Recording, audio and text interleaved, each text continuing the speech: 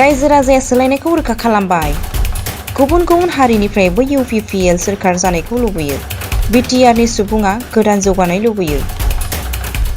UPPLनि ब्रैथि बोसोरसालि जथुम्माया लेसिगाव बेजनि गेलेग्रा फोथाराव 21 आरो 22 फेब्रुआरियाव साननैनि हाबाफारिजों जायो।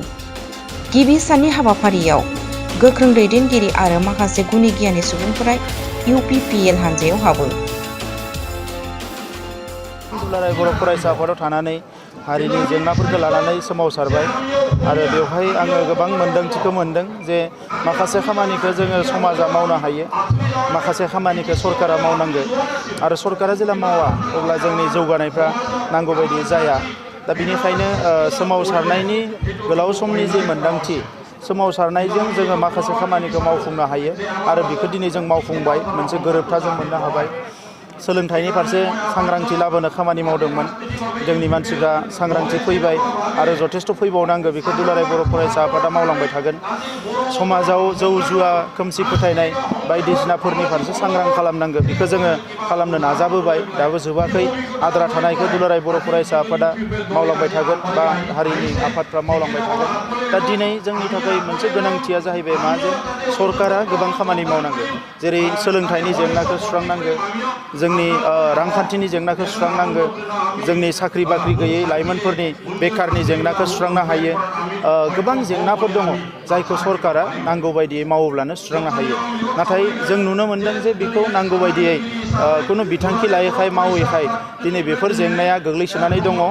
दा बेनिखायनो नैबे समाव आङो बेखौनो मोनसे थिरांथा लादों जे दिनै UPPLखौ जोंनो दादोंमोन, NDP प्रग्रेसिभ एबसु आरो जयेन्ट एक्सन कमिटि। दा बे UPPLआव हाबनानै नैबे बिटिआर जि गोरोबथा जालांबाय, बे गोरोबथाखौ दिल्ली आरो दिसपुराव थानाय सरकारजों जेरैखि जाया खामानि मावनो थाखाय जोङो मोनसे थासारि दानांगौ आरो बेजों लोगोसे हारिखौ जौगाहोनायनि गासैबो बिथिंनिफ्राय जिखिनि आद्रा थानाय खामानि, बेखौ राजखान्थि भाबै मावनानै जोङो बेखौ फोजोबनांगोन। दा बिनिखायनो राजखान्थिया गुबुन मोनसे लामा, बेखौ मावनो थाखाय आङो पार्सनेलि गोबाव समनिफ्रायनो खुनु राजखान्थि दोलोआव लोगो लाया, MLA मन्थ्रि जाया, MP जाया, बिदि होननानै आं माखासे साननाय आंनियाव दङमोन आरो राजखान्थिखौ आं गियोमोन। जे राजखान्थियाव फैनाय लोगो लोगोनो मानसिफ्रा बायदिसिना जि आखलखौ दिन्थियो बेफोरखौ लानानै आं राजखान्थिखौ गियोमोन। नाथाय दिनै नुफैबाय जे राजखान्थिखौ जुदि जोङो गावनि बायदि खालामना लानो हायाब्ला, गावनि मानसिफ्रा जुदि साननाय हनायजों गोरोबनाय मानसिफोरखौ जुदि राजखान्थियाव लाबोनो हायाब्ला, गोदान सिन्था धारा थानाय, गोदान खोथा साननो हानाय, गोदान बिथांखिफोर लानो हानाय मानसिफ्रा जुदि राजखान्थियाव फैयाब्ला, बे सरकाराव थानाय मानसिफ्रा बिदिनो जोंखौ थगायबाय थागोन, नासयबाय थागोन, सोबख'बाय थागोन आरो माब्लाबाबो जोंनियाव सोलायनाय फैनाय नङा, जौगानायाबो नांगौ बायदि फैनाय नङा। दा बिनिखायनो राजखान्थि दोलोआव थानानै बेखौ जोङो बयबो ज' लोगो नांना दैदेननानै जोङो सरकारखौ सोलायनानै जोंनि गोसो गोरबोनि जि साननाय, जोंनि आइ आफा रायजो राजाफोरनि जि मिजिं, बेखौ जों मोगथाङाव महर होनो थाखाय गोख्रों खामानि मावलांनो थाखाय बे UPPLआव बाहागो लानाय जादों। मख'जाथावदि गोदान दोलोआव हाबनाय हाबाफारियाव एबसुनि बारग' आफादगिरि प्रमद बर', बेरलाव के काजी, बारग' बुंथिगिरि एबसु लोगोसे गुबुन गुबुन माहारियारि आफादफोरनि दैदेनगिरि बिथांमोन आरो गोबां राजखान्थियारि हान्जानिफ्रायबो गोबां दैदेनगिरि रायजो राजा बिथांमोना UPPL हान्जायाव हाबो। आरो BTC आरो जानो गोनां BTRनि बर' सुबुं आरो बेयाव थानाय गासिबो जाथि जनगोष्ठी धर्म अबलम्बी मानसिफोरनि अलराउन्ड सिकिउरिटि डेभेलपमेन्ट लाबोनोब्ला दाख्लैसो जानाय जे थामथि बर' गोरोबथानि गासै दफाखौ जुदि जोङो आखरे आखरे रुपायन खालामनो हायो, आंनि गोसोआ बुङो जे जों लुबैनाय जे बर'नि इउनिटि, सार्भाइभेल, प्रसपेरिटि आरो अलराउन्ड डेभेलपमेन्ट, बेखौ जों लाबोनो हागोन। आरो बेखौ लाबोनो थाखाय दाख्लैसो सुक्ति खालामनाय जे अन्यतम साक्षरखारि मुस्रि प्रमद बर', बिथाङा UPPLआव जयेन खालामनानै वार्किं प्रेसिडेन्टनि बिबान लाबाय।